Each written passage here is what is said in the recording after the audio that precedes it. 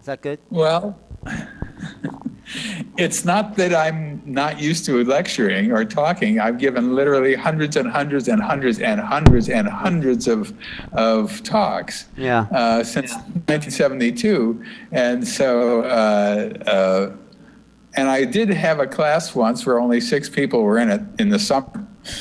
All right. Well, maybe this will be one of those breakthrough moments where you But feel the room was a small room.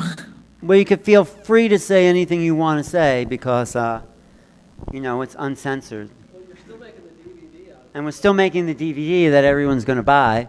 So we're ready to go? Are we on film? Are we shooting this? Are you ready, David? He's as ready as he'll be. Okay. If you think waiting another 10 minutes or so is okay, then just keep waiting. I mean, Let's start because people come in and out anyway here. I'm willing to be up later, unless you got something after me. No, we'll start. Okay. I'm Alan Steinfeld here at Contact in the Desert, and I'm very happy that we have such a fine researcher on alien abductions. When this whole thing sort of came to light, there were really 3 main researchers in the field. There was Bud Hopkins, of course, who led the way into this very deep analysis of the alien agenda, the abduction scenarios, and then John Mack, who was a Harvard psychiatrist who gave legitimacy to the phenomena, and there was David Jacobs from Temple University, historian, and unfortunately, David's the only guy left in the field, really, from the big 3 that really initiated this worldwide awareness that this situation was going on, that people were being taken in the middle of the night, sometimes during the day, and having experiments performed in that, and being totally unaware that this phenomenon is happening. And as David will say, and hope he will say, how large a percentage of the population is actually being abducted. It's really phenomenal. But why don't you just jump in, ladies and gentlemen, David Jacobs. All right. Yeah. Okay. Thank you very much. I'm here today to talk about the abduction phenomenon, an unusual and odd phenomenon, to say the least. And I can see that there's a tremendous amount of people interested in this subject these days.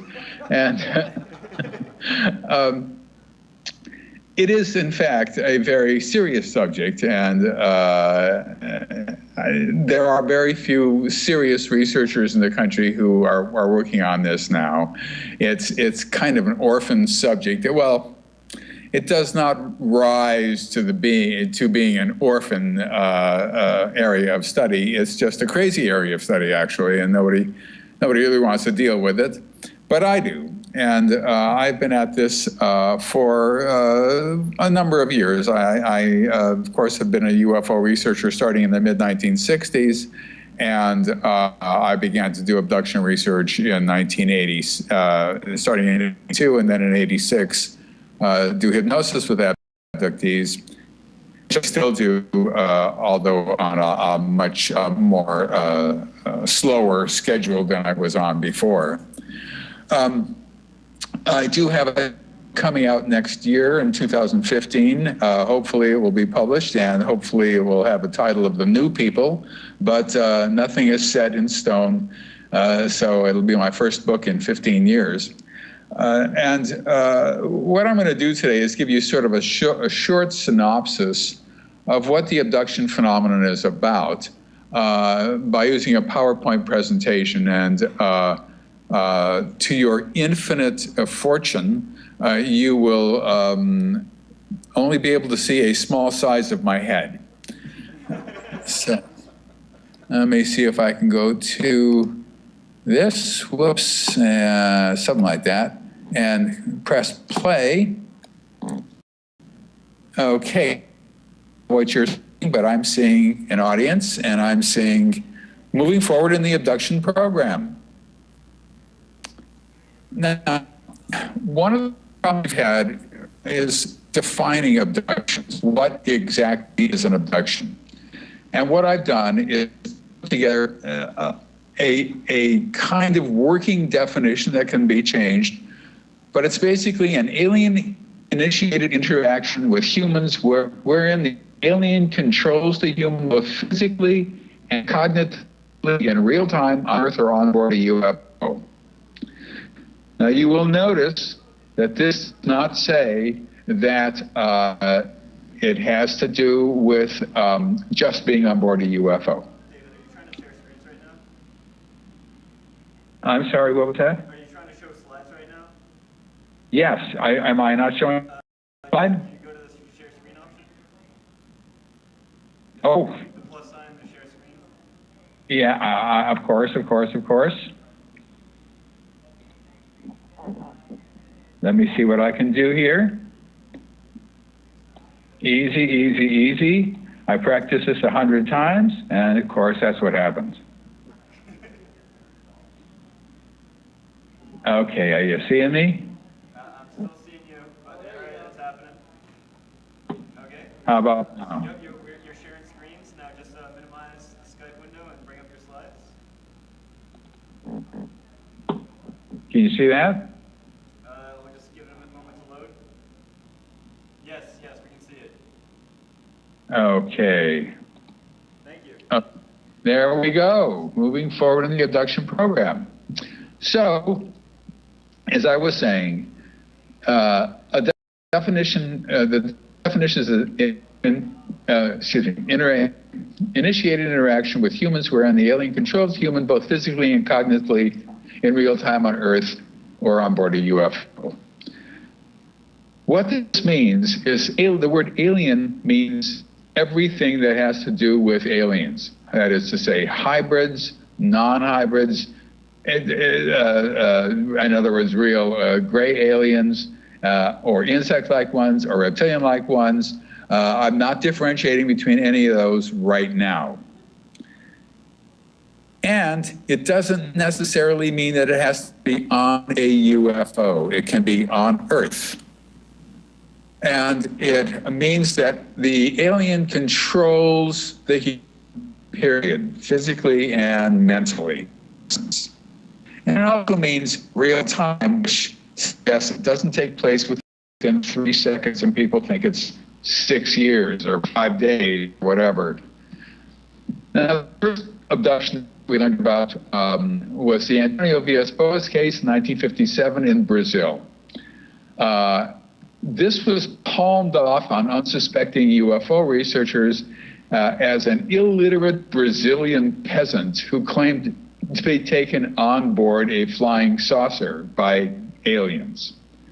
On board this flying saucer, he was given a tour of the flying saucer, but he also had physical procedures done to him. And then he was thrust into a room with a beautiful looking space person, and he felt unbelievably attracted to her, I would say, and nature took its course several times. In other words, there was a sexual contact between the two. But this is an illiterate Brazilian farmer telling us this, so not only was it embarrassing to the puritanical UFO researchers of the 1950s, but it was not believable on any level, except for the guy who actually investigated the case, who wasn't a physician and who said that this was a serious case. So, but most UFO researchers, although some like Jim and Carl Lorenzen had the Aerial Phenomena Research Organization, most of them felt it was nonsense. Jim and Carl felt there was some substance to it. It wasn't until about 1984 or 85 that we learned he wasn't an illiterate Brazilian peasant. He was a law student who eventually became an attorney and maintained the truthfulness of his adventure, so to speak, all the way until his death. He died as a young man. So that was interesting. The case was not published until 1966 as in Flying Saucer Review in England. Then we come to I'm sorry about this. I've got the wrong date here. It's 1961, the 1961 Barney and Betty Hill case. Barney and Betty Hill were a couple who were coming down through the White Mountains in New Hampshire on their way back home to Portsmouth, New Hampshire. Late at night, they saw a UFO on the side of the road. They stopped the car, got out, got back in the car, decided that what they had seen had scared particularly Barney to death. And next thing you knew, he turned left on a road, a dirt road, and he sort of went into a slump. The car stopped. Gray aliens were waiting for him. They took him and Betty on board and performed a physical procedure on both of them. Barney had sperm taken from him, which was unbelievably embarrassing to him. And so embarrassing that if you can see this, the book they're holding up is The Interrupted Journey, a story of what happened to them. He had John Fuller, the author, take out the fact that sperm was taken from him because it was just too embarrassing. Betty had in fact what she called a pregnancy test taken of her. So the alien said it was a pregnancy test. That probably didn't happen, actually. That probably was not what was said to her. It was our first example of confabulation that we can tell. And but they stuck a needle in her navel, and that was a so-called pregnancy test. We know what this needle in the navel test is all about. We have hundreds of cases of it. It's not a pregnancy test. The point here is that Barney, Betty, and Antonio Villas-Boas all reported some sort of a reproductive interest by beings in the very first two cases that ever came out. It has stayed that way until the present day. It stayed that way consistently and constantly all the way through. Now, abduction events start basically in traditional ways. If a person sees a UFO at close level and they're standing looking up at it, that object is there for a reason, and that person is there for a reason. This is not a random sighting. Obviously, if you're sitting in the stands of the Super Bowl and a UFO flies by, that's not going to be an abduction event. But if you're looking at a low-level sighting, treetop level or whatever it is, and this is an actual drawing by an abductee, this is his front yard, he was looking at it. Once again, this almost invariably is an abduction case of any cases that are this close where a person is not abducted. That object is there for a reason, it's not random. Here is a car stoppage situation. Now, this is what people have told me over the years. They tell me, you know, I was driving and the wife was in the front seat and the two kids were in the back seat, and my wife pointed something out through their windshield, and they looked up there, and it was astounding, it was amazing, and they saw this UFO, and it flew from one side of the road to the other side of the road. And then it hovered over, an open field. It was astounding. It was unbelievable. And we pulled over to the side of the road to get a better look, and that car that flying saucer, whatever it was, that thing just took off at a fantastic rate of speed. And I heard this over and over and over and over again. And I began to wonder about this. Why are they always stopping on the side of the road to get a better look? Why don't they just drive slowly along while they're looking at it? It was odd. Then I began to do some investigation of this type of sighting. And what they're saying is, you know, the wife and I were driving along the side of the road, driving down the highway, and my wife pointed out this object in the sky off on the left, and the thing flew across the road, and it looked like a UFO or something. It was amazing, and it landed over on the side of the road. It's really, we gaped at it, And then I had the urge to pull over to the side of the road, and it stopped. And I waited, and then these beings came out from underneath the object, and they walked and they opened up the car door and they took into the object, and they did this and that and this and that and this and that and this and that, and they brought me back into the car, and I looked up and wham, that thing flew off at fantastic speed. So every time I hear this now, I know that what the person is saying may not exactly be what happened, but it's extremely common. I cannot emphasize the commonality of that car pulling off to the side of the road event. Here is a kid who was around 13 years old, 12, 13 years old. He was with his friend, and he drew a diagram. If you can see this here, he sees an object up here, and here's the object up here, I guess. And he and his friend become frightened, and they hide. They go down into a ditch here so they can watch it. Then they both had the urge to just stand up and wait. And then this is him. He was taken up into the object and for an abduction event. His friend wasn't. So that this is typical. This is a daytime abduction event witnessed by another person who could confirm the event. And that's, it's a typical abduction event. They're taken inside. This is not a waiting area. It's basically like a waiting area. It's what this person remembered. Usually a waiting area has what you're looking at here is alcoves with benches in them. But usually the bench goes all around the room. And sometimes it's like this. Usually there are other people in there. People can see other people. By this time, they are completely and totally controlled. They are under physical and mental control by the aliens. They can't run. They can't yell, scream, punch, kick. They can't do anything like that, although every once in a while, one person will do something like that. It breaks away in some way.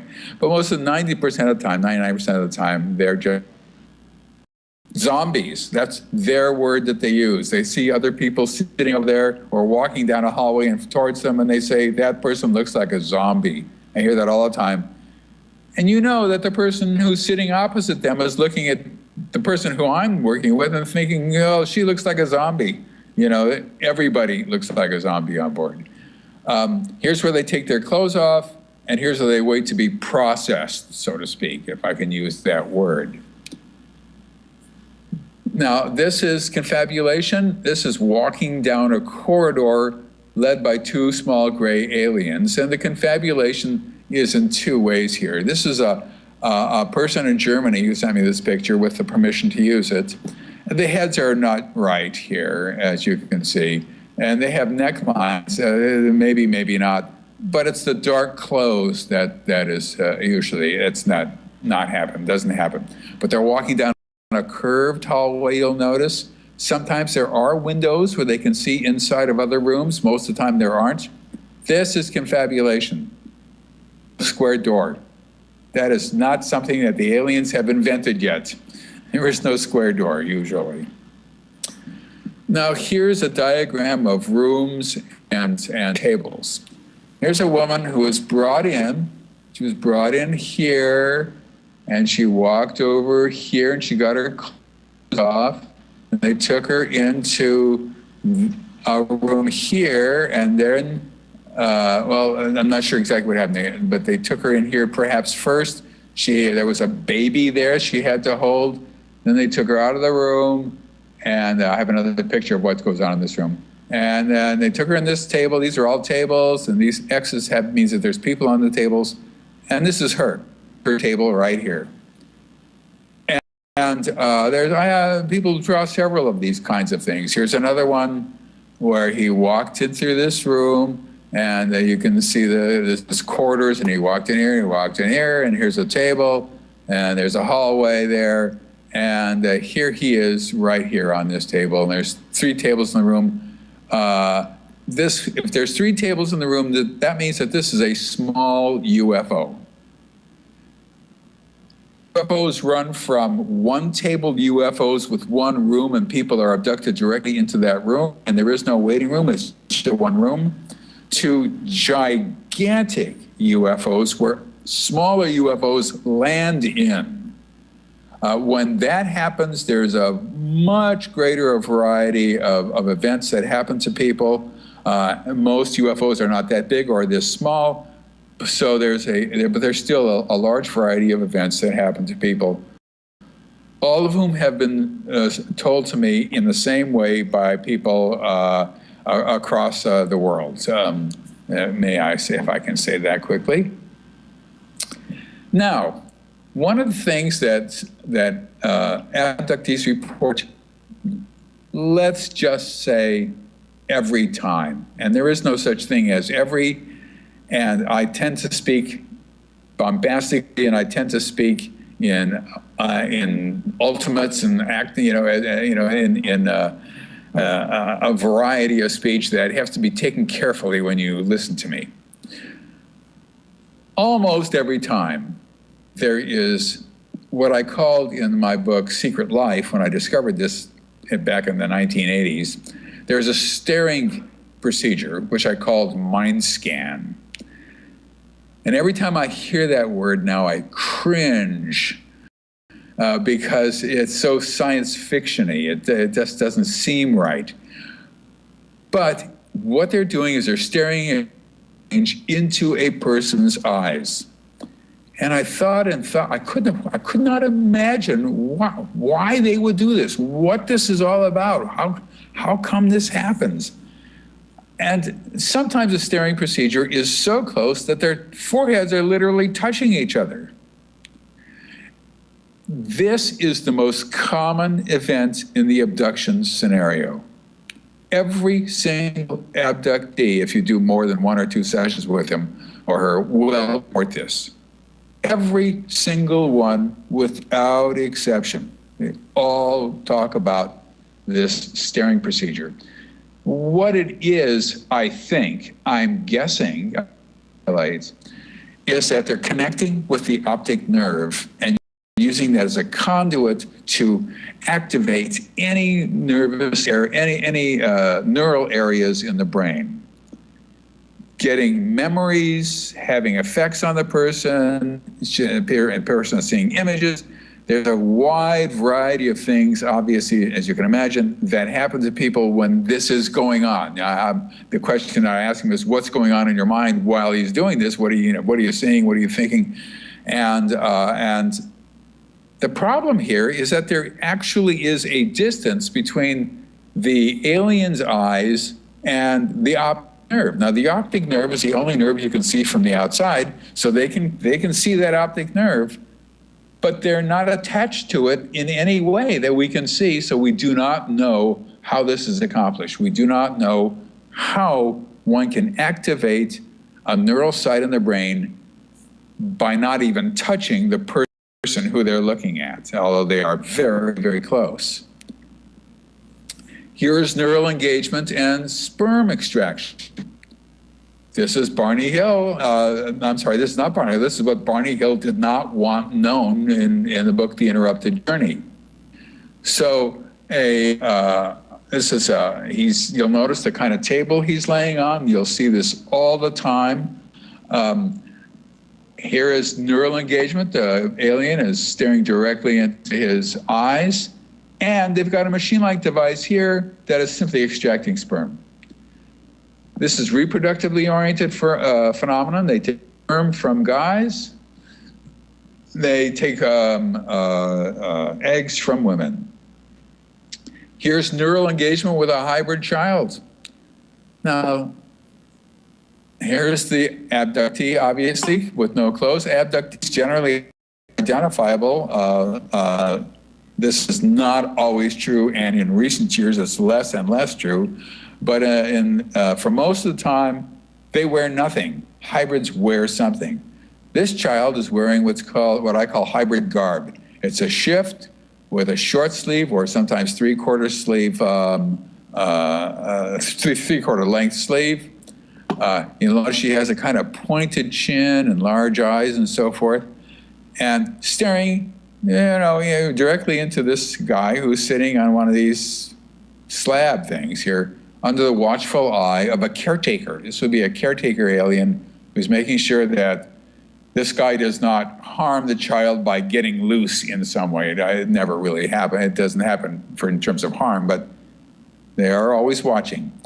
Here is egg extraction, fetal insertion, or removal. Eggs are extracted. We think that the egg and sperm are put together, and there is an alteration on the genetic level that is made to that gamete that it comes about, and then it is inserted into a woman for about 10 weeks. She'll miss a period or two and think she's pregnant sometimes. Sometimes they don't even notice it. And then it's removed from her before she shows, because this is a clandestine phenomenon. And you can't have people getting pregnant when they have not gone through processes and procedures that would lead to pregnancy. That cannot happen on this earth. And there's got to be some reason for it. And it's got to have a certain process that has to happen. So they can't have that. So what they do is they remove it before she shows, and then it is put in gestation tanks in incubatoriums, as I call them. You will notice all of these drawings are done by abductees. The arched doorways, the tables, all the same, et cetera, et cetera. Here is, they remove the fetus and they're taking it to the incubatorium. This is an incubatorium. There's 1, 2, 3, 4, 5, 6. I don't know, maybe there's 60. We see incubator rooms or incubatoriums with 50, 60 fetuses in them, all floating in tanks, probably a nutrient wash, absorbing nutrients through their skin, we think, in various states of development. We've seen from 50 to 500 of these in rooms, in large scale. In other words, what we're looking at here is a program of growth, growing fetuses to be, well, there's a variety of things that they're doing, actually. It's much more complicated than most people know. Now, here is that room. Remember, I said there was going to be a room that this woman showed in her sort of her travels through to her table. This is what I call an early stage hybrid. This is a woman who really, or a female, I should say, really looks bizarre. She's got very thin hair. She looks like an alien, but she's got a mouth. She's got a nose. She's got hair. Aliens don't have hair. That's all there is to it. She's also holding a baby. She's got like a hybrid garb on, you'll notice. Here's a place to sit down. What this is, I'm not sure here. And a woman comes in and they sit down and they will have the woman hold the baby and sometimes feed the baby. Bud Hopkins first discovered this in 1983. He called me up and told me that he had this amazing case where he had a woman who had to hold the baby, and then they forced this woman to put the baby up to her breast and feed the baby, which was about the craziest thing I had ever heard in my life. And him too. And for him too, I should say. Because you cannot feed a baby just because you're a woman. There has to be a certain set of processes that happen for you to be lactating and then to feed a baby. But what the woman did not know was that she was already lactating, and they had stimulated lactation in a common procedure that we can now recognize. And she is feeding the baby. Now, why she needs to feed that baby, we don't know. It is conceivable that they cannot produce human human milk, and they know that it's good for the baby, and they will have a variety of abductees coming in and feeding the same baby. We don't know that, and we can't know that because we can't know if it's the same baby. Here's an early to middle stage hybrid baby. This is what I call, you can't really see, but there's some white in the corners of the eyes here. There's a little more hair. You'll notice that it's got a pointed chin and a little nose, a tiny little mouth and all that. And there's actual ears there. So it's still, it's probably middle stage. And it certainly is odd looking. Here's another early to middle stage one. Now, she drew black eyes, but she told me later on that there were little whites in the corners. What you're looking at here, actually, this is all hair, she told me. This is hair, very thin hair. So it's another sort of early to middle stage. A flat chin like that? Probably not. If she were to draw it again, I'm sure she would draw. This is, once again, probably a little bit of manipulation. This, I've shown this picture quite a few times. Here is a female hybrid toddler. She's not a baby. She's wearing hybrid garb. This was sent to me by a woman who remained anonymous. And there's little whites in the eyes, pointed chin, very small nose, tiny little nose, small mouth, very thin hair. And the confabulation is the head is much too big for the body. You can't have a head that big on the small body.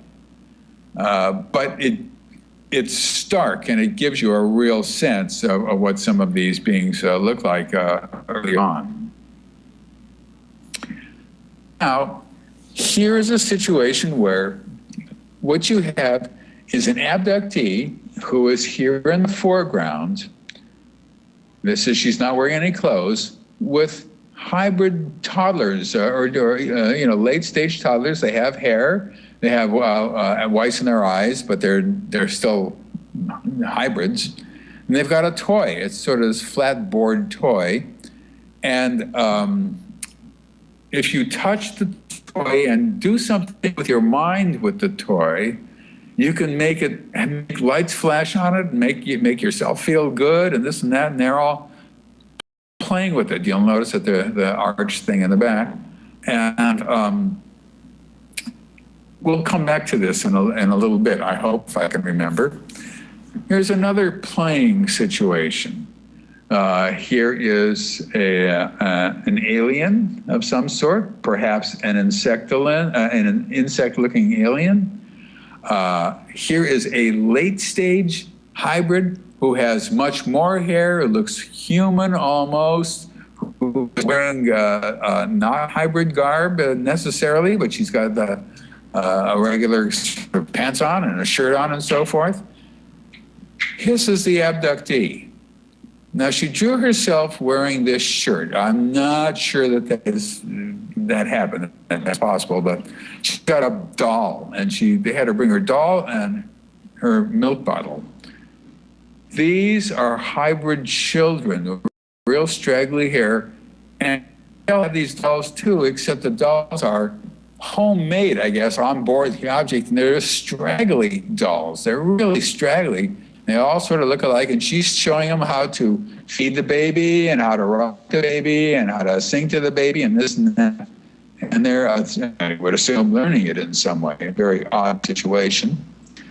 They then gave her one of these flat board things, and she started to shake it. And then this one says, no, don't do that, don't shake that, no. And then you can see the alarm on the child's face here when here's her doll. And they got her to stop very quickly. Why this happened, we don't know, but this is what was reported. Now, here is a human woman who is comforting a guy who's having sperm taken from him on a table. And what this human woman is doing is, she is an abductee. She has no clothes on, he has no clothes on, obviously. She's comforting him. This is the first time one of the first types of activity that I'd seen whereby a human was in fact working with, if you will, aliens to accomplish whatever tasks they need to have. This is an insect-like one, waiting for her, for an abductee to enter. Oops, excuse me. And this is this woman here also, and there's a woman they're working on. She was working on another person as well. They're working on another person. Very interesting, I thought, that they're helping.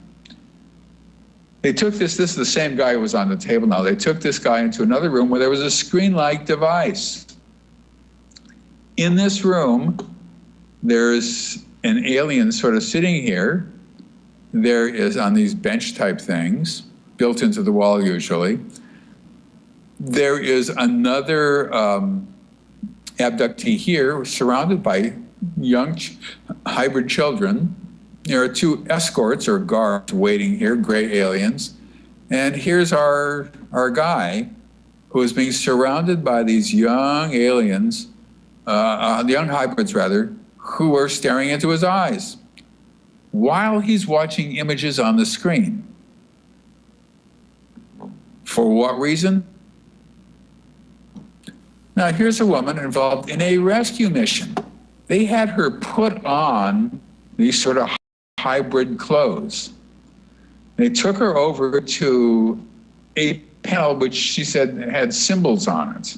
Now, I'm going to say controversial things, I'm sorry, but Betty Hill said that she picked up a book and she wanted to take the book with her, and they said, no, you can't have the book right at the last moment. I had a case where a woman also had a book and picked up the book and looked at it, and regardless of those two outliers, we have, by outlier I mean they don't fit the mold, we have no evidence that the aliens or the hybrids have a written language. There is no evidence for that. There's evidence for symbols that we see a lot of, like symbols on this panel, on this control device that she's looking at. Now, what she's looking at is an alien here who's being chased by an angry group of humans. This obviously has never happened and can never happen, in fact, but her object was to control the UFO that they were on with this gray alien, and over the alien here so that he can escape and come into the UFO. She complained that she said, well, I don't know how to do that. I can't do that. And he said, oh, you can do it. You can do it. It's all right. You can do it. Just walk over there. You can do it. And, and she said, oh, wait a minute. I think I can do that. And she puts her hands on the symbols. And yes, she can move. You get a sense of movement, as she said. And she moved this thing towards him. And sort of he was a little bit under it. And they said, okay, fine. You did really good. That's excellent. That's fine. And what she's doing is she's being trained to do something. She's being trained to operate a UFO, I'm not sure. Whatever it is, she's being trained to do something.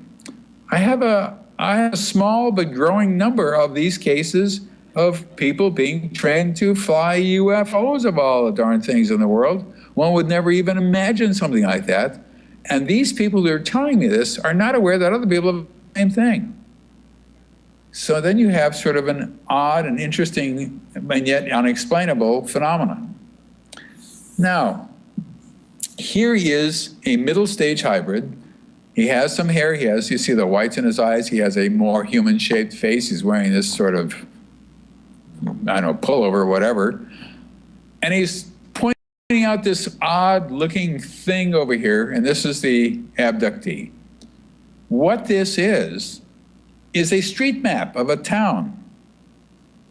And he's telling her, oh, they're going to be standing over here or over here, or wherever he's pointing to, and there's going to be people rushing down the road, and they're panicked. And you're going to just keep telling them, keep going, keep calm, don't worry, just keep moving this way, right to this, which is a UFO. This will be her job in the future. And what you're beginning to see, what I'm saying here is abductees are unwilling abductees. They don't want to be abducted. That's the last thing in the world they want. They want to lead a normal life.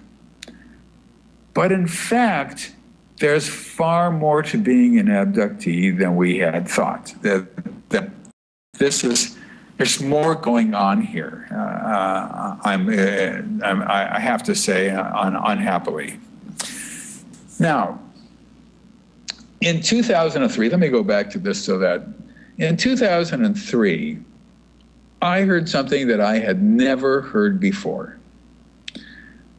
Guy comes into me, businessman in his 50s, successful, and he, in about his, I don't know, his fourth session with me, fifth, I can't remember exactly which, he suddenly remembered that he had a friend, a close friend, a really close friend. And I'm thinking to myself, well, okay, I got friends too. You know, I mean, this is his best friend. He's with this guy all the time. His name is Eric. He doesn't quite remember his last name, nor does he remember where Eric lives, where he comes from, what he does, or anything at all about Eric. But he's really good friends with him for years and years. So we started looking into Eric, into his friend Eric. And his friend was a guy who was absolutely human in every kind of way, except for one way, one tiny little way. And that way was, he could control people with his mind, and you could not control him. A person could not control him. So he could talk telepathically, he could make you forget things, he could make you do things, he could control people mentally. And he was meeting with Eric all the time, including when I was having sessions with him, not in the room, but he would come from Eric's arms, so to speak, where let's just say they had a little talk in a park that's 5 minutes from my house, where Eric would say, don't go to this guy Jacob's house, don't go there, don't tell him that, don't tell him anything, and then come to my house and tell me that that's what he told him. So I had never heard anything like that before. Now, I had heard other things about hybrids. One of them, for example, is a personal project hybrid. This is what I call a late stage hybrid, or even a human stage, but the hybrid, they look human. There might be slight differences. They might have, maybe their eyes are a little bit too large. The difference is mentally. A personal project hybrid attaches himself, if it's a he, to a young woman. He might be young also at the time. Maybe she's as young as 6 or 7 years old. Oftentimes it happens in early teens, and stays with that person for decades and becomes that person's sort of escort and sexual partner, if I may say. And has this woman do all of things for the program that we're dealing with here. And I've known about that, and I wrote about that in my book, The Threat. But there are other kinds of hybrids also. And one of them is a human stage, what I call security hybrid. This is a drawing of one. It's just some guy. Now, she drew the mouth a little bit crooked here, so he's not quite like that. You just have to imagine it's straight. But it's just some guy. And he's strange. He is a single-minded person, single-minded He only thinks about one thing, and that is the security of the program. Is the abductee talking about it? Like to me, for example, get her to stop talking about it, or get him to stop talking about it. And there are other things that the security hybrid does too, which I will talk about in a few minutes. Now, this is what I call a hybrid. This is a human stage hybrid who is human in every single way and is not single-minded, one-track mind, is not, has every type of emotion, everything is intact except for one thing. They can control people and people cannot control them. They have no logical power of aliens and everybody else. And they're the ones who I learned, now here it comes, are moving into the society. You know, my favorite question that people used to ask me for decades was, do you think that there are hybrids who are living among us? Do you think that hybrids are here and well, you know, here, are they far around? And I love that question. And I love that question because I got to sound sane when I answered it. I would say absolutely not. There's no evidence whatsoever that hybrids are walking among us. There's no, it doesn't exist. And that always made me feel good because I could say no. That was a long time ago. Now, since 2003, for the past 11 years, I've spent most of my time looking at hybrids. These are human hybrids. I had to spell it H-U-B-R-I-D. There's another way of spelling it, which I won't go into, but if you figure it out, you can laugh. And they are beginning to move into the society with abductees' help, and with security hybrids' help, with personal project hybrids' help, and with aliens' help, and with insect-like ones' help. And oh, this is the price. Hey, David, This is a product. David, the call's breaking up a little bit. I think we should just reset the call and to solve the audio issue. Is that okay? I'm sorry. You're going to have to say that again. You broke up so much I couldn't hear you.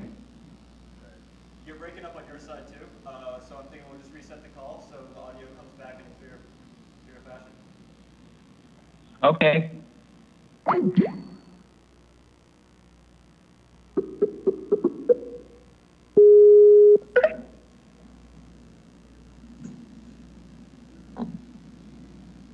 Let's try this again. Share screen. Hang on a second. Yep. No, I'm doing it. Are we okay there? Yep, bring up the still image again. What's that? Perfect, you're good. Okay. We're back in business.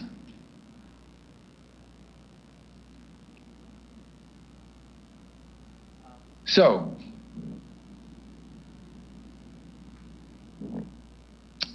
now you'll notice how young this guy looks.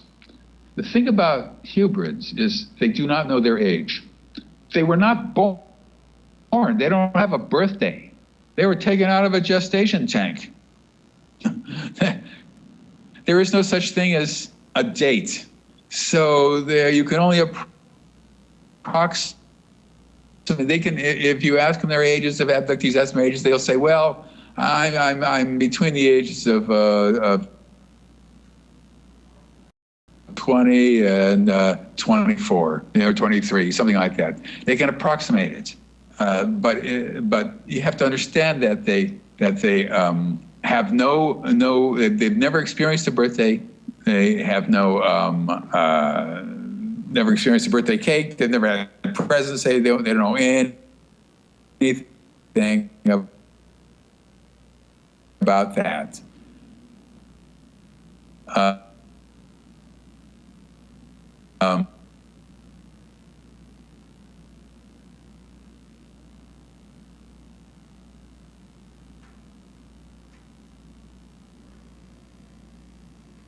what I began to hear was hybrids moving in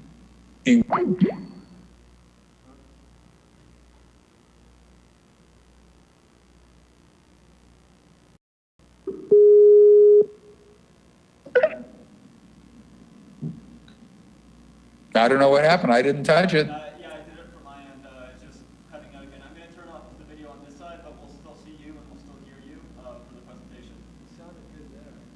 Okay, let's go to share screen again. Should I go to share screen? Share screen. Yeah, share screen. Yep. Okay, here we go. Here we go. Here we go. Here we go. And I want to go back here. Okay. So yeah, Now I can't. back to the hybrids. There we go. Perfect. Okay, now I cannot see. There's nobody looking at it. I can't see the audience, can't see anything. Like that. Turned off that video feed to help your connection. Oh, okay, okay, gotcha. So what we're seeing is that they're moving in twos and threes, and they are moving into apartments. Now, in order to do that, they have to have advanced people come down who look human, who can look at the area that they might be living in, who can look for the stores and shops around that might help them, who can rent, or whatever they do to get an apartment, and then make that apartment available for people to come down and live in. And these advanced hybrids are a part of this ever-growing program of hybrids, or whatever, moving into the society. Now, the guy who has the friend Eric first told me this. When you hear something that goes along with moving into the society or living here, you wait for other people to say the same thing, obviously. It's not evidence until other people begin to talk about it. And other people began to talk about it. And one after another. Now, I don't have that many people, but I've got 9 or 10. And they have all been dealing with hybrids. One woman who I have worked with since 1987, and still, now I haven't had a session with her in several years, but she told me the other day that with her, it's all hybrids all the time now. Whereas when we started doing these sessions back in 1987, it was all procedures all the time. Now, there's a reason for that. Maybe I wasn't asking the right questions. We didn't know what questions to ask, of course. And maybe she was only remembering selective things of lying on a table, and after she was on the table, then they got her down, and I didn't probe anything that happened after being on the table and all that. So there's a lot of reasons on my side and on other researchers' side where we weren't seeing that. But at the same time, this has become flagrant. It's obviously happening. Now, they're moving into apartments. They're not buying their own homes, I think. In order to do that, they need abductees' help. They must have abductees' help. So abductees then show them, for example, what a bedroom is like.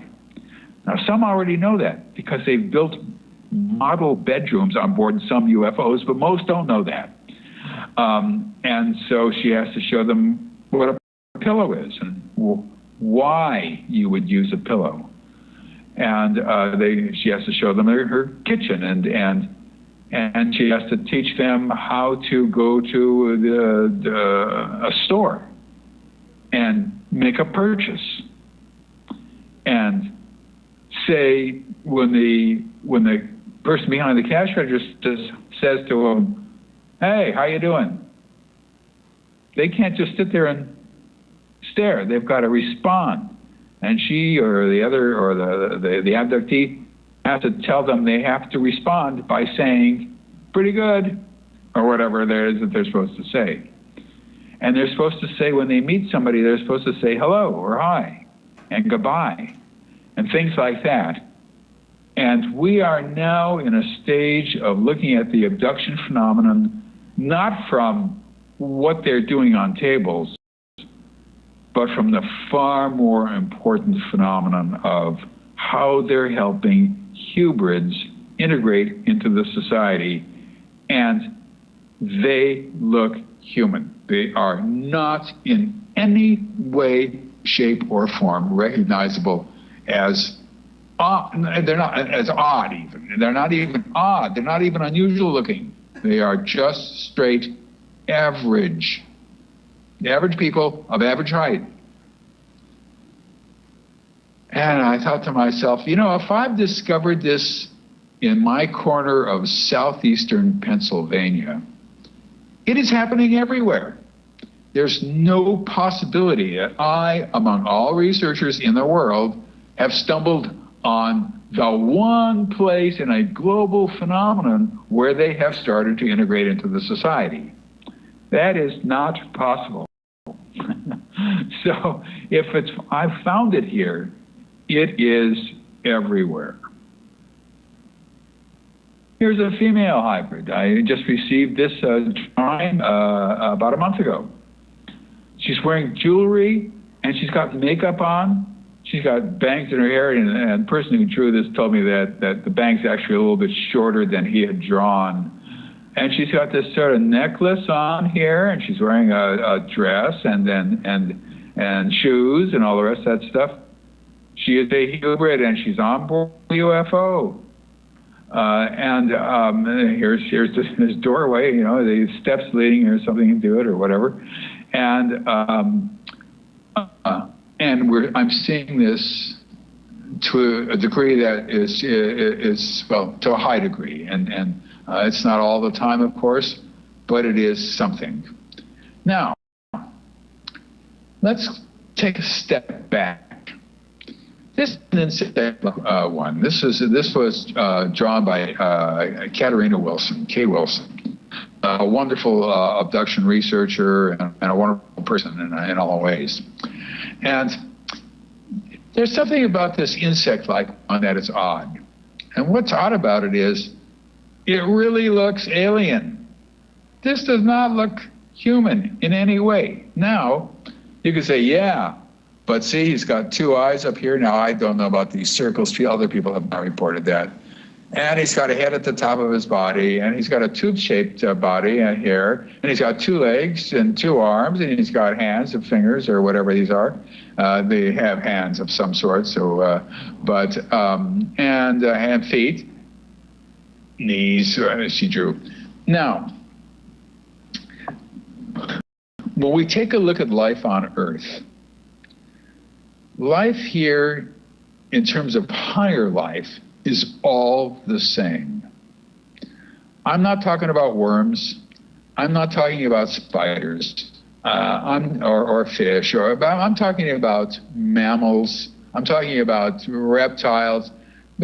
Whatever it is, most life on Earth, higher forms of life, have eyes at the top of their heads, heads on top of the body, mouth, nose, ears, attached to the head, a tubular body, two arms, two legs, two hands, 2 feet, you don't need any more, two eyes only.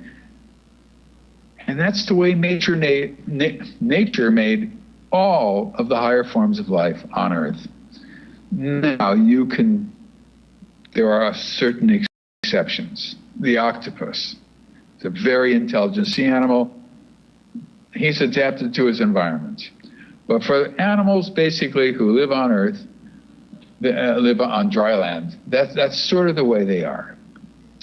This is what you would expect to see in any form of alien life that is high-functioning and technologically adept, which obviously these beings are. These beings can get here from there.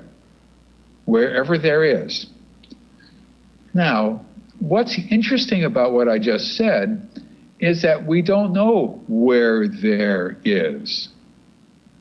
And for debunkers out there, if this were psychological and people were just making it up, they would make up where these beings come from the planet of Vortex or whatever it is, you know, or from another dimension or another universe or whatever it is they come from and how they get here and the certain kind of propulsion, blah, blah, blah. But in fact, no one knows where they are from. I'm sorry for the Zeta Reticuli fans of the Pleiadians and all that. Nobody knows where they're from. And there's logical reasons for that. I won't go into all the logical reasons, but the logic is there, how this cannot be known. And consequently, these ones really truly look alien. Now you have small grays. This is what confabulation, the person who wrote this said, well, they were armored. And the answer is no, they're not armored, but people say things that they think are true and not true before they do hypnosis usually. And then they realize, oh, they're not wearing armor. But you'll notice there's 2 eyes, there's nose, mouth. There's another one, you know, big, huge eyes, no hair in the head and nose, mouth. There's another one, big, huge eyes, head is a little misshapen here, but, and he's still too wide, but nose, mouth, and so forth. Here's another one, all the same.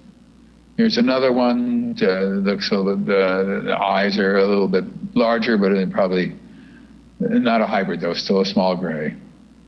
Nose and mouth. And here's another small gray alien, etc. These are all drawings, each one of these by a different person. I had them do this many, many, many years ago. Here's another one. These are all done in the 80s, I think. Just late 80s, early 90s.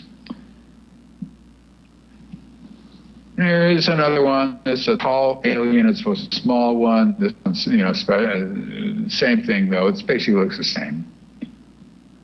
Now, let me go back to something, and then we'll attack what you just saw. The question is, when did the abduction phenomenon begin? When did the program begin? Well, we think it began in the late 19th century. Bud Hopkins investigated a case from the 1920s. I investigated, I investigated cases from the 1930s, obviously from the 1940s and up. I looked at a letter once in the files of Jim and Carl Lorenzen's home in Tucson, Arizona, back in 1970. I guess it was 1971 or 72 when I was doing research for my doctoral dissertation. And the letter was from a guy who was an elderly guy, and he said that he thought that this organization would like to know about what happened to him when he was 11 years old, or thereabouts. His parents lived, and I can't remember the state, doesn't matter where, but they were going. His parents took him to visit his grandparents on a farm in the year 1917. And he was bored, they were talking, and so he went out in the back area, and he was fooling around. He went into a forested area, and as he walked through this, through the trees, he saw this large circular craft on the ground, which sort of stunned him in 1917. And then he noticed that there were small people who were staring at him. Then he turned around and he ran for his life, and they ran after him, and he ran home, and they didn't catch him. Now, what you're dealing with here is confabulation. Obviously, if this is a UFO and they were aliens, he's not going to run. It's not going to happen. And they're not going to run after him. That's not going to happen either. Not going to happen. This is obviously an abduction event. That's all. He remembered it sort of oddly. He remembered a little bit of it. That's an abduction event from 1917. And one time I investigated I took 3 generations of abductees, an elderly woman in her 80s, her daughter, and the granddaughter. And the elderly woman told me about her grandfather, or great-grandfather, who there was a family story about he found himself in a darkened tunnel somewhere, and he didn't know how he got there, and then he ran out, and he then fainted in a field, and when he opened up his eyes, a gigantic rabbit was staring into his eyes, or was staring at him, he said. And this has been a sort of a family story that came down through the years. There's also the Roper poll that was Bun Hopkins and I put together with Ron Westrom, and that's about 2% of the American people were abductees, and that was, let's just say, an unbelievably conservative estimate. We had to whittle those numbers down to get 2% instead of what they probably should have been. And we decided to err on the conservative side. And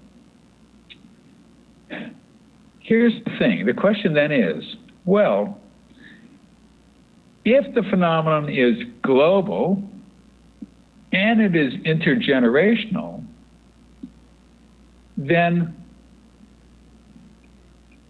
how long will it take for everybody on Earth to be an abductee? Because the way intergenerationality works is that if one person is an abductee and gets married to a non-abductee, which is the rule because nobody knows that they're abductees themselves, nor do they know whether their partner is going to be an abductee, obviously. If they get married to a non-abductee and they have 2 kids, both those kids will be abductees, in my opinion. Maybe not, but one of them at least, most likely both. If they get married to non-abductees and have 2 kids each, then the grandchildren will all be abductees, most likely. That means that one abductee created 6 abductees. And that means that eventually, if this continues on and grows and spreads and grows and spreads and grows and spreads, eventually everybody will be an abductee. So the program could not have started, let's just say, in ancient Egypt, because by the year 2000 BC, everybody would be in the world would be an abductee. or it couldn't have started 3000 BC. It couldn't have started in 500 BC. It couldn't be because by 500 AD, everybody in the world would be an abductee. And then if it started in the 15th century, by the 17th century, everybody would be an abductee. But we know that only a small percentage of the population is abductees, therefore it could not have started very early. So it probably started, we think, from the latter part of the 19th century, where there was no way that people would report things happening to them other than witchcraft or something. There's no reporting of anything. There's no talking about anything. It was out of the concept of people's minds that something like that could happen. What they remembered, and we don't know anything about what they remember, was probably never ever even told to anybody. So then the question is, well, who is abducted? Well, it's anybody and everybody. It's people who have PhDs and MDs and LLDs and DDs and everybody. People who are college professors and high school teachers and grammar school teachers and, well, every kind of a profession, and forgot to say, general practice physicians and so forth. And people who dropped out of school when they were 12 years old or 16 years old, and people who, and everybody in between and everybody in the middle, and they all say the same thing. Doesn't matter. It cuts across all economic lines, all I have something, whoops, I don't have that there. It cuts across all economic lines, all geographic lines, all educational levels, all ethnic groups, all racial groups. It's mind-boggling how large this program is, and everybody says the same thing, regardless of where they're from, regardless of what their upbringing was. And here's the kicker. They are testifying against their own interests. I've worked with psychologists and psychiatrists and so forth, and people who are like that, who are working people, and if it was known, they're coming to me and they're saying, I was abducted by people from another world, maybe, and this would not be good for their careers. Let's just say this. I get the sense this might be negative for their careers, but they want to know what happened to them, and they tell me because they know that I will keep it confidential. And there's no reason on this earth why they would tell me those things, just so that they could know what's happening to them, and it's a lie.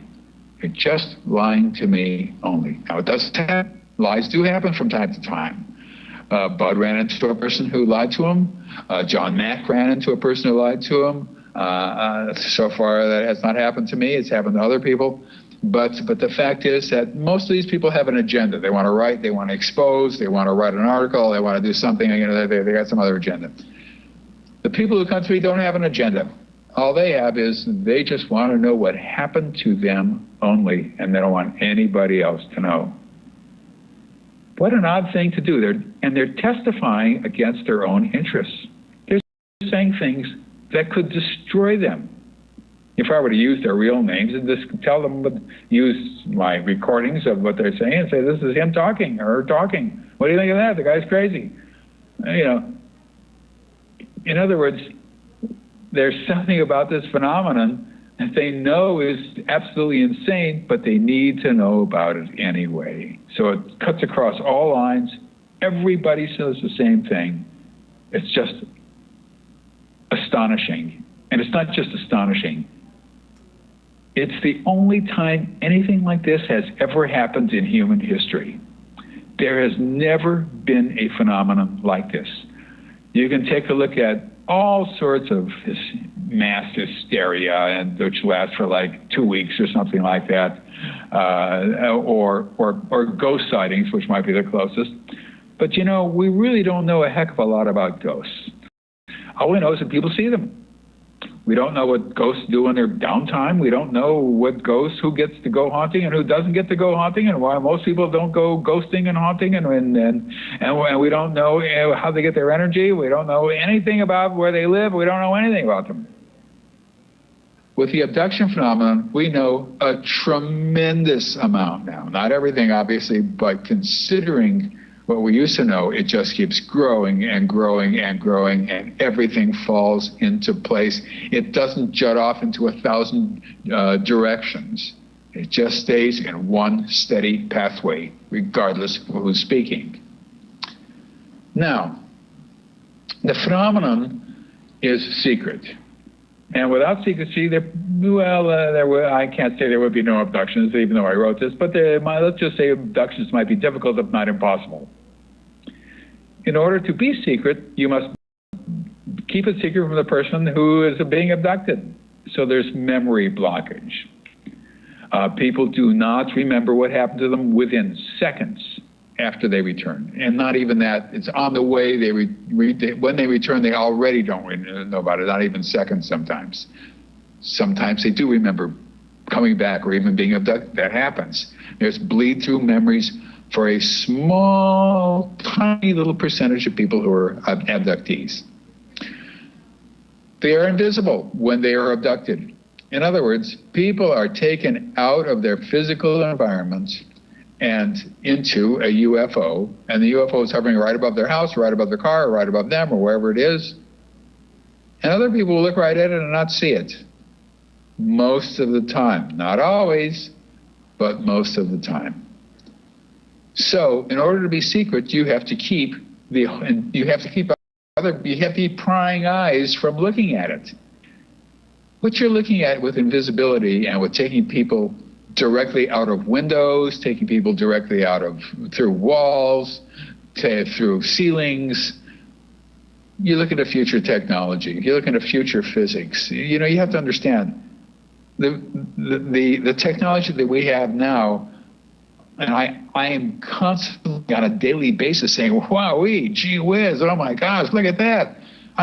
Technology is mind-boggling in terms of how rapidly it has advanced since the 1980s for all of us here. It's just staggering.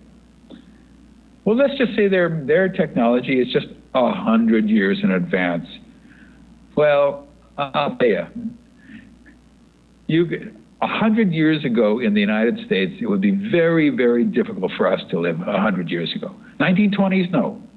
But 1914, it would have been very, very, very, very, very difficult for us to live.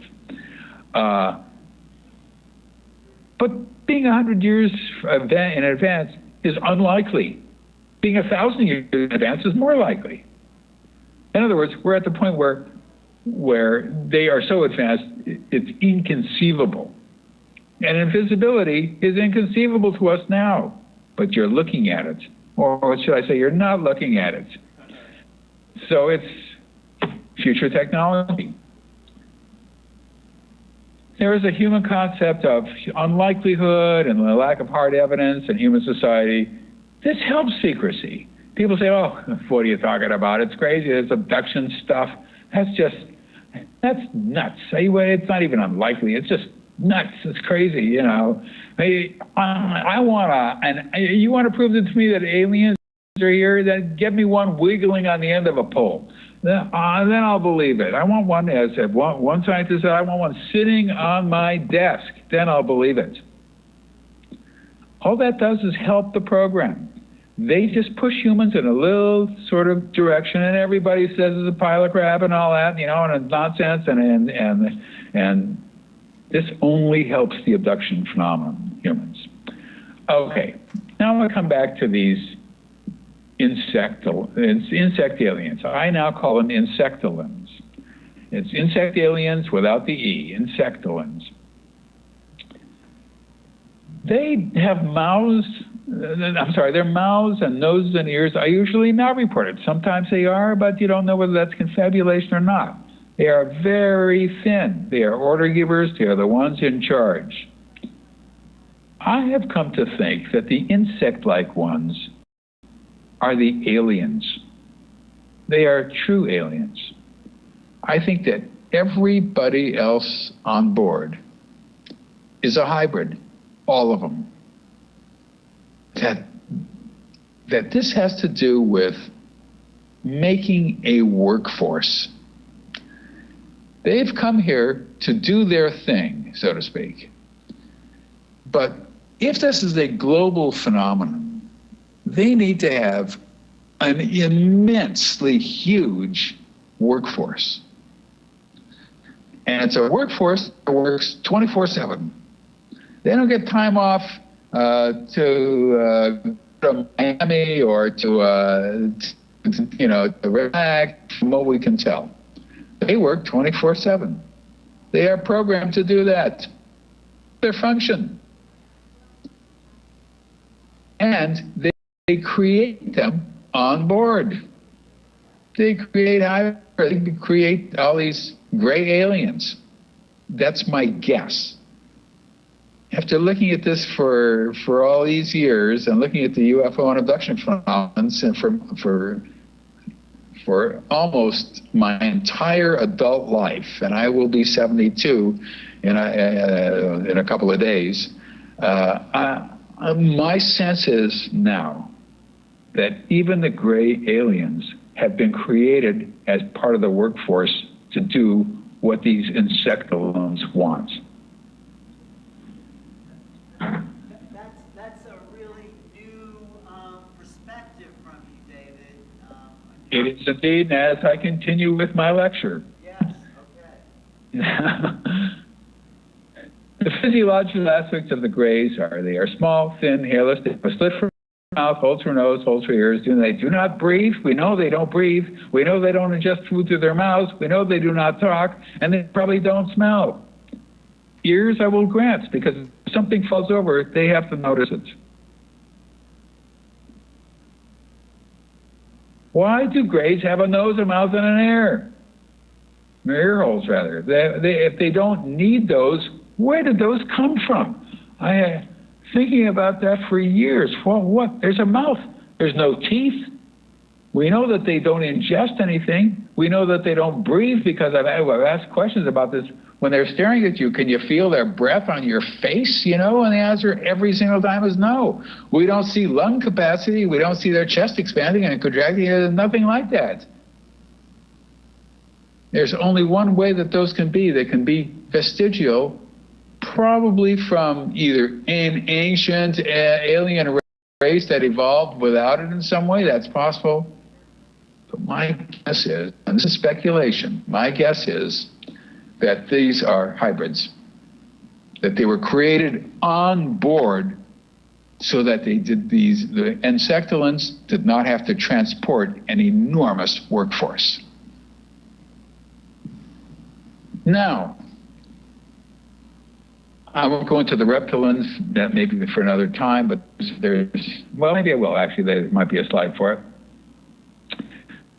One of the things that the aliens of all stripes and varieties I've noticed about, is that they have no curiosity about human institutions. They don't know what religion is. They don't know what government is. They don't know anything about sociology or anything like that.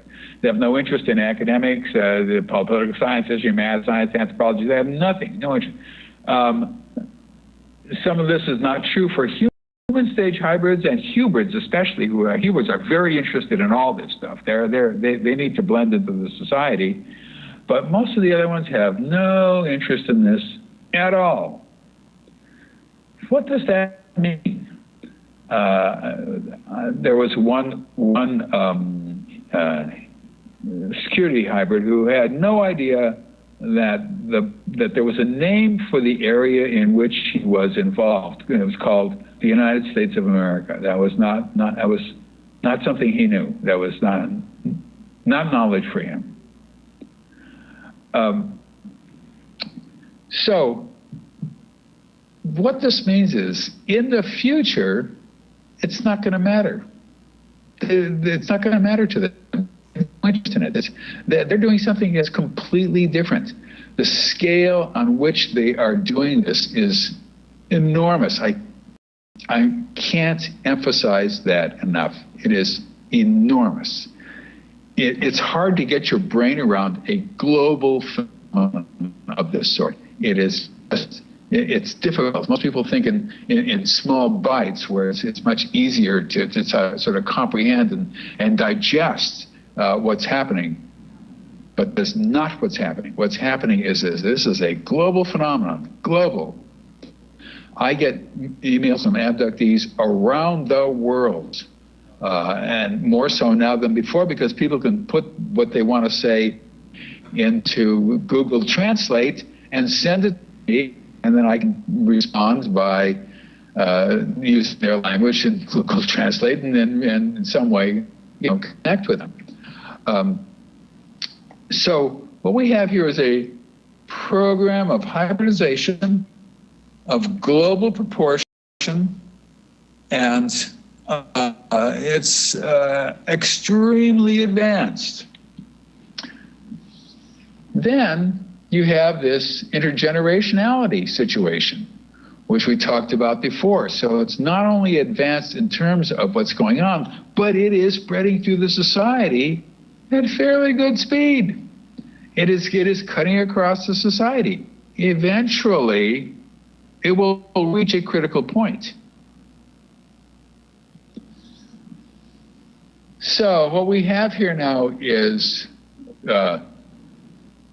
workers, insectulins, tall gray aliens, not reptilians, reptilians, but I call them reptilians, small gray hybrids, and abductees at the end who are part of the workforce. They're unwilling enlistees. And hybrids make up probably the majority of the workers. They are all over. The amount, I mean, if you say 2% of the American public, you're talking about 6 million people. It's not 2%, it's probably higher. Now, there have been some studies that say, well, maybe it's lower, and all that. So that's why 2% is still a good, but it's enormous. It's very difficult for people to understand and to comprehend the enormity of the program. Okay, Each worker has a function. It is smoothly carried out. There's an efficient division of labor. It is goal-directed. They're doing it for a reason, and it is long-lived. That we think we know. And we also know that people are reporting that these hybrids are moving in fairly great numbers. It's not that it's really, really rare. Nothing about this program is rare.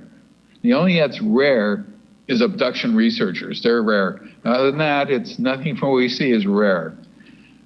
The point is that all this is happening for a reason. It's all happening for a reason. Now, we do not know the ultimate reason.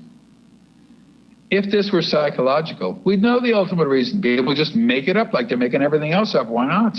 But we don't know the ultimate reason. We don't know why this is happening. But what it shows you is something about life in outer space. You can make an argument for there being only human beings who have advanced technological life in the entire universe. That argument has been made by scientists. It is, of course, obviously a believably stupid argument, if I may just be blunt about it. But you can make it the argument. It's a legitimate argument. The tilt of the Earth, the dinosaurs, the meteor were created, the primary sample. There's all sorts of reasons why you can say that we are the only advanced life, technologically advanced life in the universe. That is not true if the aliens are out there. Because you can make a case for one, but you can't make a case for two. Once you say two, it's just us and these aliens who are abducting people. That is at the not possible point. That is out of this, that's craziness. Now you're talking crazy. If there's 2 billion or more. If there's two, there's lots. Let's put it that way. Do not be too expansive on this. There's lots of them out there. So, what we have here is some interesting aspects. There are indications that they have done this before, and the indications are the reptilian-looking ones. They, as I said, everybody except the insectolins are probably hybrids. And it could be that these are hybrids from another hybridization program that they brought along as their original workers, as the first workers to help create the gray aliens. I don't know that. I'm guessing. That is speculation. Their program is very smooth. It has very few errors. It looks routine. Everyone has a function, and all these beings are hybridized for specific reasons, for specific functions. Therefore, I'm making the case here in sorts, and I will be in much, much greater detail in this book that I'm writing, that the insectolins are perhaps the only non-hybridized aliens. That reptilians might have been created from a previous, I'm putting in all these qualifying words now, from a previous hybridization program. If this is true, you can't make the case for only 3 advanced species in the galaxy because the reptilians were probably advanced. Many people think that, oh, well, the reptile ones, you know, they're hybrids of a different kind from here on Earth, and that means that these aliens that traveled from eons away, or billions of miles or whatever, to hybridize with a lizard, a small-brained animal. That doesn't make any sense, you know. Therefore, the galaxy is almost certainly teeming with life. Every single scientist now says that. Everybody, all scientists say that. Anybody who's an astrophysicist or a cosmologist, they all say that the possibility of our being the only life in the universe or our galaxy is zero. It is zero. So then, if the insectolins and the reptilians and the grays and the humans are hybridized, humans hybridized to make all the rest of them, and the error rate is the same, now it's, well, I didn't go into the error rates from a different talk, but their efficiency and the way their secrecy, it all means, of course, that hybridization is a means to an end. If so, it is, for at least one group, a routine way of taking over a planet, and it might be common in the galaxy, and it is happening to us. So, this program needs to be reevaluated. We have to take a much closer look at what the abduction phenomenon is all about. It is not something where they're just examining people or taking sperm and eggs. This is an extremely well thought out program. This is something that is not what we thought it was. And let's see what we have. Here's a hybrid who's eating soup with sticks. This is the only color picture I have of a hybrid, I'll have you know. And my final two slides. And that's it. Our final one slide. Moving forward with the abduction program. So there you have it. It's and I'll just move back. I can't even move back. Okay. So if only I could find that plus sign. If only I could find it. If only I could find that plus sign. Yeah, I got it. Got it. Yeah. Thank you, David. Thank you for that great presentation. Let's give him a hand. Yes, yeah. So the sound of one hand applauding. But you bring up some very interesting new points. Well, it's the first time I've ever talked to an almost empty room, I must say. But we do have some questions because there is some original material there that I haven't heard before, and I've been following it for 25 years. And part of that new information seems like there's many species. There's many species of hybridization. There's the total alien, there's the part human. We are actually part of that. So how many? Well, I don't think that humans are. No.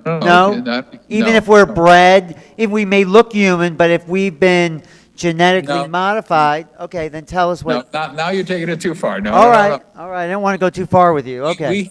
We have archaeology and anthropology to prove that humans evolved over the millions of years. Oh, okay. But if we have been abducted, and maybe our parents have been abducted, then we perhaps may be a hybrid form from our parents' abduction. Is that true? I'm not going to go that far. Okay. What I'm going to say is that abductees have certain characteristics that non-abductees don't have. They can, on board a UFO, they can be telepathic. They can communicate telepathically, as all communication is telepathic. People claim that they are telepathic and they're not abductees. They are not telepathic, I don't think. If only 1% of people on Earth were telepathic in a true sense, that could listen to other people's thoughts and put thoughts in their minds, we would live in a totally different society. Well, there's many forms of telepathy, not just putting thoughts in people's minds, but receiving thoughts. I mean, you know. Well, telepathy is back and forth. But if you can read somebody else's mind and know what's going on in them, and they are not telepathic, but you are, the point is that we would live in a completely different society. It would be an unrecognizable society. The ramifications of something like that are so enormously complex and vast, it is hard to get your mind around 1% of the people being truly telepathic. It's not part of the human condition. All right. Let me just ask that question one more time in a different way, and then we have some other questions. If someone's being abducted and their genetics are taken, and then they're the offspring of an abductee, are their genetics modified because their parents were abductees, and therefore they may be a slightly different, maybe slightly hybridization because of their parents' genetic manipulation? That's my question. I'm not saying Well, you've mixed the word hybridization with change, and that's different. Okay, well, And we want to keep those two concepts okay, separate. let's keep them separate. Yeah. There obviously are changes that are genetic that go through intergenerationality, otherwise it couldn't happen, Okay, which allows them to be telepathic. This does not mean that they're hybrids. all right. But it means that there's been some adjustments made, something added, something subtracted. I don't know what. We do not know. However, when my book comes out, you'll see that there's even more to it than I'm letting on. Okay. Much more that abductees are playing much more complex roles than ever before. Not all of them, but some of them. Okay. We have another question. I'm not going to say that abductees are hybrids. That's well, not hybrids in the formal sense, but there's been slight genetic modifications that make them. Abductees. Yeah, abductees have told me from the beginning that they feel in some way altered. Yeah. And I'll say, well, you know, that you feel that you've just been abducted, and maybe that's the alteration you're feeling or something like that. I could never figure out what it was, and neither could they. They would tell me that they know something, or they know something that's been instilled in them for the future. They know they're going to have to do something. And I'm thinking, well, maybe they know they're being abducted. You know, maybe that's what it is. But the offspring of there's abductees might be even more altered, right? The offspring, the children of that I can't say whether there's any that I can't say. There's no evidence for that. That I don't see, because I've worked with parents and their adult children. I don't work with anybody below the age of adulthood, and there doesn't seem to be a whole significant difference. Okay, that's fair. Okay, question here. Hello, Dr. Jacobs. Thanks so much for doing this. It's really, it's like, I love the word you use. It's truly astonishing, this It really is. It really is. And you may have just answered my first question there about, I wanted to know if you did any of your research on children. The one example you had was of the 13-year-old boy. No. When I first started out, and I was,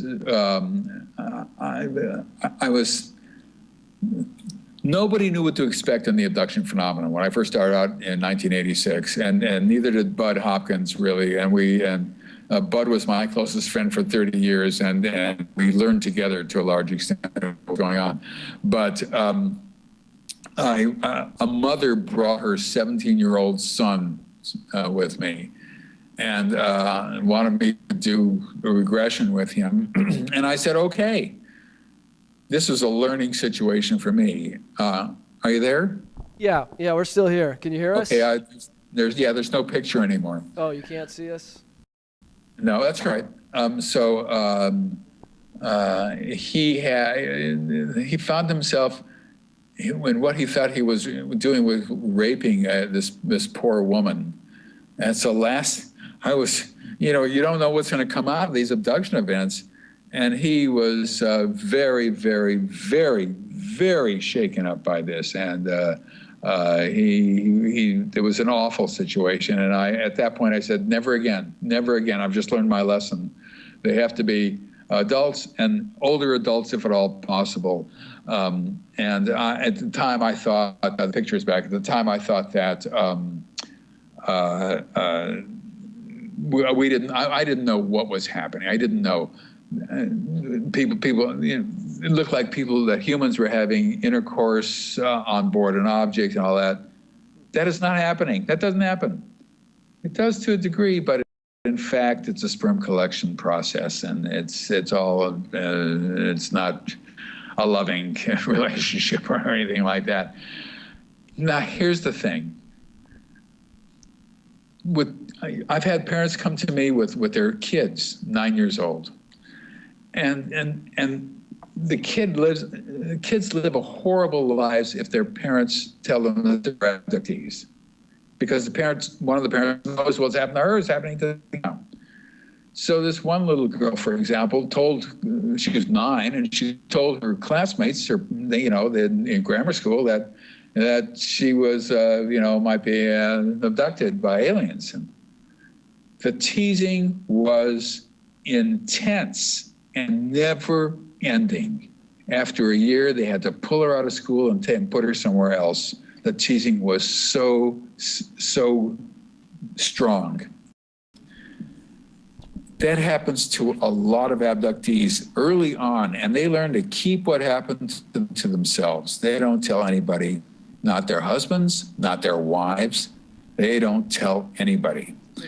And yeah, they help keep the secrecy just to save themselves from having a horrible life. People think they're crazy, and not only do people think they're crazy, but if their husband or their wife finds out that they're having, and they may not believe that their husband or their wife is actually having these experiences, although they've heard about them, they've seen it on television, this and that, but it's not really happening. How can it possibly happen? It's ridiculous, it's not happening. And I love my wife and I love my husband. And one day the husband or the wife sees something. Then they can become frightened and they don't want to be around their husband or wife who's an abductee. Only bad things happen. You see what I mean? This is a not happy. Good. What's that? Well, yeah, it doesn't sound good. You can see lots of problems coming out of that phenomena. But the other aspect of this children question, one of the drawings that you showed, there was a little girl on board the UFO. Do a lot of the abductees report seeing children on board? Yes, thank you for asking that question, because I totally forgot to put that in the talk. I was going to say it and I forgot. The abduction phenomenon starts, I'm not going to say infancy, but people are abducted with their babies. So let's just say infancy, but I can't prove it. I don't know whether it's just a matter of, starts probably in infancy, let's just say very early childhood to cover all bases, and continues with varying degrees of frequency, probably up until the late 70s. People who see other people on board, and people see others on board all the time, do not report seeing very elderly people. Now, maybe there just weren't enough people around at one time. The population has exploded since the 1950s. But the fact is, though, that it happens with great frequency, over and over and over and over again. Okay, for the younger kids, they start very young, basically. All people say, well, my first abduction was at age 12. And then the answer is, no, it wasn't. That's the first one you remember. Wow. That's a bleed through memory. You don't remember what happened to you when you were 6 and 5 and 4 and 3 and 2. Okay. And they're giving me the wrap here, and I got a couple more questions I really wanted to ask you. You should have told me that. Oh, I'm sorry. But let me get, if I can do 2 more. Your assessment of the start time of this phenomena, and you went through your analysis of the population, just the numbers of population. So you came up with a start date of what, early 1900s, 1800s? Late 19th century. Okay, yeah. but that assumes the generational aspect, right, where they go to the subsequent generations. However, what if this is a genetic-based experiment, what if one of the genetic lines didn't turn out the way they wanted to, and they had to terminate that line and start over on another sample set? Anything is possible. Well, the reason I ask is because really know what they're doing. Well, you're a historian, and there's these ancient myths and legends about incubus and succubus that sound very similar to what's going on here. Or there's similar aspects, I should say. And Absolutely. those go back way in history. One phrase that has to go through your head 24/7. Just have this one phrase go through your head. Yeah. Similarity is not equality. Oh, true. If Yeah, it's similar, there's just similar aspects. I agree. they're similar, but they're not equal. Just because it happened, there's something similar there does not mean that That's it true. is. But if their genetic lines didn't pan out, I mean, we are potentially talking about multi-species genetic experiment here. The You know, you evidence for could see- no. No? The evidence for the phenomenon drops off the edge. As a historian looking at this phenomenon, it drops off the ledge we would know about it over the hundreds and hundreds of years. People would be writing about their experiences in dream journals that they used to keep, and it would creep into the society in some way as it is now. And you can't look at a painting and say, look at it, it must be a flying saucer. But wait a minute. Most of your information comes through hypnosis, correct? No. Oh, that's incorrect. It is correct on one level. Oh, okay. Do you have a question? The answer. Yeah. Oh, I didn't know you had a question. Sorry. Just you can contact David. People can contact you if they have questions. How? Oh, did you have a question? Yeah. We had a question. But people can contact you through your website, right? They can contact me through my website. I have a question form there. It's not hypnosis. What I do is simple relaxation techniques. People say, I don't think I hypnotize, and I say, you can lay back down, it doesn't matter, and it doesn't. I just start asking questions in a controlled environment, and they start answering. However, you're right, hypnosis is used for most people, and in fact, that relaxation technique works. Having said that, I have lots and lots and lots and lots and lots and lots of accounts where a person just remembers things straight out because they've already been with me for a very long time and they've learned how to do it themselves. They can just remember now if they keep at it. And I've got lots and lots and lots of non-hypnosis stuff, and it's all same thing, doesn't matter. Okay, one more question over here by this gentleman, please. Hello, Dr. Young. Thank you very much. Hi. My name's Daedalus. I just wanted to clarify the insectolin as the main controller of the other alien species, the insectolin as the main controller, rather than also a hybrid. I want to clarify that sequence. And are all of the other hybrids in a sequence from the insectolin, in your opinion, or could they be from other aliens? Excellent question. Excellent. I love that question. And the reason I love it is because we don't really know. Mm-hmm. My guess is that it is part them and the use of human genetics for the nose and the mouth and all the rest of that stuff, because they're working with a material that's at hand. My guess is that the reptilians, or reptilins as I call them, I like to call them that.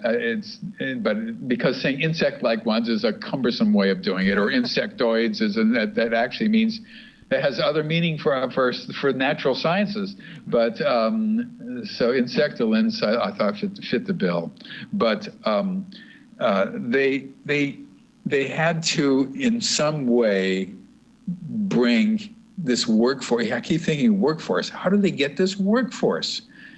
And using human genetics to hybridize with their own, whatever they got, their own genes or whatever they have, makes sense. But we don't know. We do not know. It's unfortunate. But, everything is a matter of derivation, of looking and thinking and trying to figure out how can I do this, and then coming up with something that might fit and might not with more information. Yeah. And as I said in my last couple next book, there's no possibility that I have avoided error. Okay. There's none. That's the nature of the beast. Thank you. Thank you very much. Thank you. Wrong in some ways, and sometimes I'm wrong in other ways, but there's plenty that I've said in the past that holds up as well, so. We should wrap up here. One just final question. You said 2% in the Roper poll, you and Hopkins did, but now you're saying a lot more. You don't have to explain it, but what percentage of world population do you believe have been abducted? You don't have to explain it. This is a guess. This is just a guess. Okay. This is not real. This is not This is your studied. guess, educated. I'm going to guess 5%, if not more. And if not more, you would say, I mean, you could be open with us. We're among friends. If you were really to express the idea, how much percentage of the world population, you would say 15 we have out Our there. indications were, and other studies have done, went up as high as 10% and so forth, and I think that's too high. 5% is a good meeting point. Whatever it is, it's huge. It's enormous. I mean, there's how many billions of people are there on Earth, you know, and let's just say it's 5% of them. The numbers add up so quickly. It's absolutely mind-boggling. It's incomprehensible. At 5%, 5% is 2.5 times more, or 1.5 times more than 2%. Or I'm not into math, but it's something. It's a huge amount. 10% would be 700 million if it was 10%. It's craziness. Yeah. Any number is craziness. Any number. Well, thank you, David. We all appreciate your talk here. And yes, thank you. Thank you for coming. And I'm sorry to keep you away from Rich Dolan and the other people who are talking. No, it's okay. This is a valuable piece for the whole puzzle that we're putting together here at Contact in the Desert. If people want to reach you, what's the best way to reach you? Or website?